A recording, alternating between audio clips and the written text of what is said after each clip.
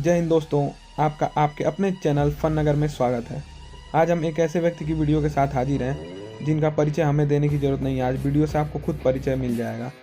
तो चलिए वीडियो देखते हैं। वीडियो पसंद आए तो लाइक कीजिएगा और सब्सक्राइब कीजिएगा। का भगवाधारी दुश्मन मैदान में आ चुका है। हैदराबाद जैसे मुस्लिम इलाके में हिंदुओं का वो लीडर है, जब बोलता है तो ओवैसी का खून क्यों खौल उठता है। निजाम की जमीन पर उस कट्टर हिंदुवादी विधायक की मूर्ति के लिए जंग कैसे ओवैसी बंधुओं को ललकार रही है, उसकी टक्कर से कैसे भड़काऊ ब्रदर्स चक्कर खा रहे हैं, इसकी पूरी कहानी हैरान करने वाली है। अयोध्या तो अभी एक झांकी है, अभी काशी मथुरा अभी बाकी है। जब तक हम जिंदा हैं दुनिया जिंदा है, दुनिया आबाद है। मुसलमानों को मोदी से डर नहीं है, लेकिन तुम्हारी इन बातों से डर है। क्या करते आप? मेरे गले में छुरी लग गई तो नहीं बोलूंगा मैं। अगर वंदे मातरम तुम नहीं गाओगे तो तुम्हें इस भारत देश में रहने का अधिकार नहीं होगा। आने वाले समय में तुम देखोगे, घुटने टेक कर कहोगे कि मैं वंदे मातरम गाऊंगा। अगर किसी को डाउट है कि हम पाकिस्तान में सुरक्षित है और भारत देश में रहकर हम वंदे मातरम नहीं कहेंगे, उनके लिए मेरे पास अच्छा सा पैकेज है। जिनको चाहिए वो आकर हमसे मिले। बांग्लादेशियों को, रोहिंग्या मुसलमानों को वापस उनके राज्य में भेजने की आवश्यकता है, वापस उनके देश में भेजने की आवश्यकता है, ना कि भारत देश में ऐसे कीड़े मकोड़ों को रखने की आवश्यकता नहीं है।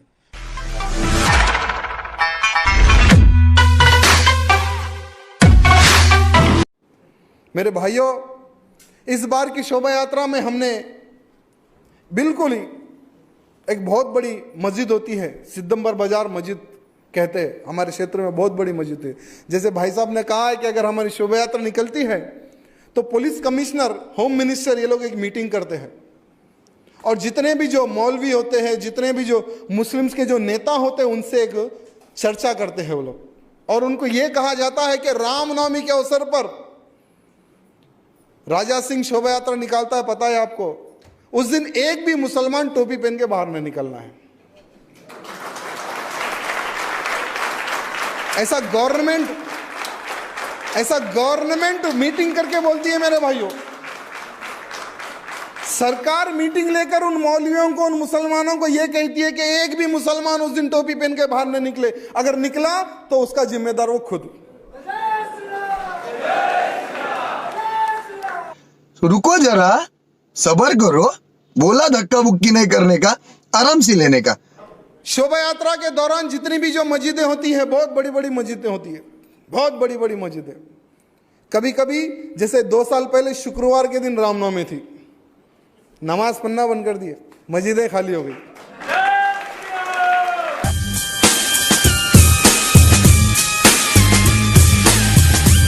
मेरे प्यारे मुसलमानों, मुनज़्ज़म हो जाओ, मुत्तहिद हो जाओ, मुनज़्ज़म हो जाओ, मुत्तहिद हो जाओ।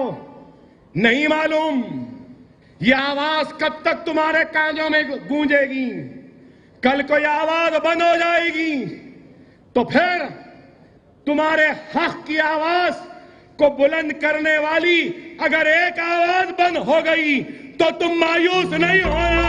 अगर एक अकबर ओवैसी नहीं है तो कोई बात नहीं, अल्लाह 1000 अकबर ओवैसी को पैदा करेगा। सिर्फ जज्बाती नारों से कुछ होने वाला नहीं है।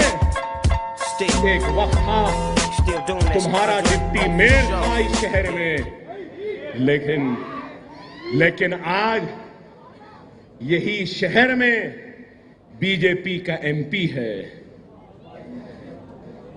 मैं कुछ नहीं कहूंगा, मगर ये जरूर कहूंगा, मुझे मेरी पार्टी मजलिस को नहीं जिताना चाहते हैं तो न जिताओ, मुझे कबूल है मेरी हार, लेकिन मुझे बीजेपी की जीत मंजूर नहीं है। उनको शिकस्त दे दो।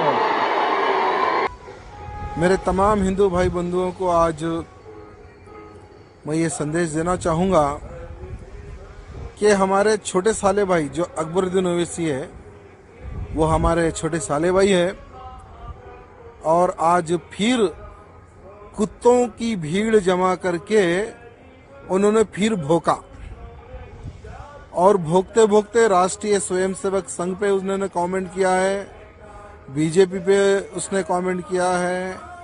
फिर 15 मिनट की बात हमारे साले भाई अकबरुद्दीन ओवैसी ने कही है। तो हमारे साले भाई अकबरुद्दीन ओवैसी को फिर एक बार याद दिलाना चाहूंगा कि हम तुम्हारे अब्बा है। और अब्बा को बार बार 15 मिनट याद मत दिलाओ। तुम 15 मिनट की बात कहते हो, हम तुम्हें 15 दिन देंगे, 15 साल देंगे। अगर तुम्हारे एक बाप के तुम अगर औलाद हो तो आओ आमने सामने की लड़ाई लड़ो, हम तैयार है साले भाई। और बार बार कुत्तों को जमा करके 15 मिनट 15 मिनट 15 मिनट, तेरी दम है बे? अबे साले तू डायपर पहन के घूमने वाला, तू नीचे से पानी बहते रहता है तेरे। अबे साले तू क्या करता है बे 15 मिनट में, समझ में नहीं आता।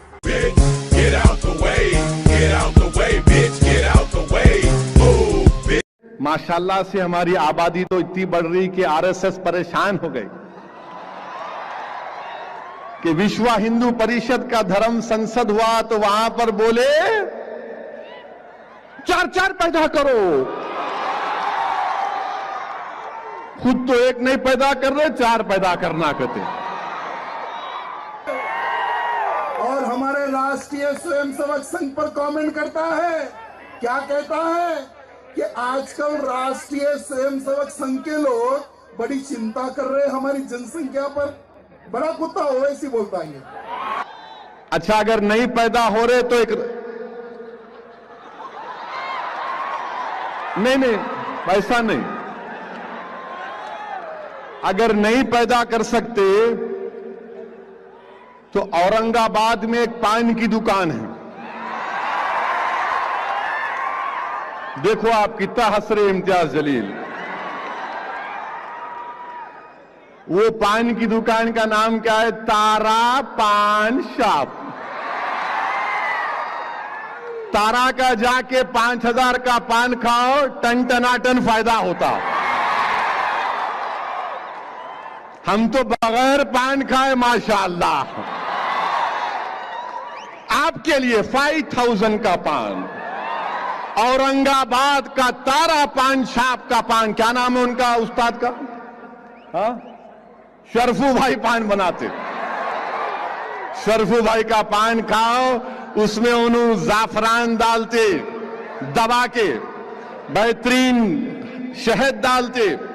5000 का खाओ, फायदा हुआ तो आके मिठाई खिलाओ। वो क्या कहता है प्रमोद जी कि भाई हमारी जनसंख्या बढ़ रही है तो तुम क्यों फिक्र कर रहे हैं? हम 5000 का पान खा रहे। औरंगाबाद में एक पान शॉप है, उस पान की दुकान में हम पान शॉप में 5000 का पान खरीद के खा रहे। अगर तुम्हें होना तो तुम भी खाओ, ऐसा उसका बयान है। तो मैं उसको ये कहना चाहूंगा कि बेटा ओवैसी, तूने पहली शादी की, तेरे को एक भी बेटा पैदा नहीं हुआ। फिर दूसरी शादी की, उसका एक अंडा, वो भी गंदा। अरे पान की जरूरत किसको है? हमें तो जरूरत नहीं है। 1400 साल पहले क्या पान था क्या? 1400 साल पहले क्या पान था क्या? आज ये 25 करोड़ की जनसंख्या कैसी बढ़ गई? इसलिए बताया कि हम तुम्हारे बाप है, और अगर पान खिलाना ही है तो ठीक है भाई, 1-2-4 पाना खिला दे, और तेरे घर में जो भी फैमिली है उनको भी भिजा दे। तेरे को एक बेटा है ना, हम 5 बेटे पैदा करके दे देते, और वो एक 5000 का पान हम खरीद लेंगे। भैया मैं 3 पान खाने को तैयार हूं। भैया पान खिलाओ, हम खाने को तैयार है, लेकिन पान के साथ तुम्हारे घर वालों को भी भेजो।